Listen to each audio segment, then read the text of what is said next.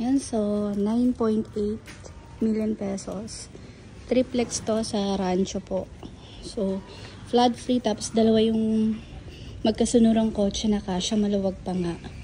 Tapos, puntahan lang natin yung loob kasi malapit na rin matapos to. Ito. So, hello po. Pagpasok mo, living area, your dining area. 2-story lang po ito. And this is your dining area po.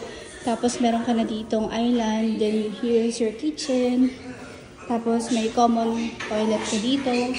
Tapos, meron ka ring room. May isa kang room dito. Tapos, sa taas naman may 3 pa. And then, this is your service area. Ayan. Malawak po ito mga kabahay. So, pag natapos na to, maganda to. Flood free pa. Tapos, nalapit mo lang sa panorama. Panorama Antipolo, Marikina, Lilac. Few minutes away from SM Masinag. Few minutes away from Sumulong. Sa Ayala Mall, Marikina Heights. Napakalapit lang po nung location. So, this is the hallway. 3 rooms po dito. May isang room dito. May mga cabinet na po yan. Hello po. So, almost same sila ng size. Tapos, ito yung hallway niyan. Then, you have your common toilet. And then, you have your master bedroom.